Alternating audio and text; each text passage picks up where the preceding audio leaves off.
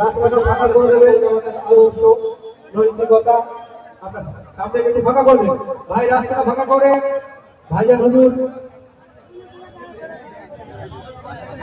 যাচ্ছেন, একটু রাস্তাটা ফাঁকা করবেন, রাস্তাটা একটু ফাঁকা করে দেবেন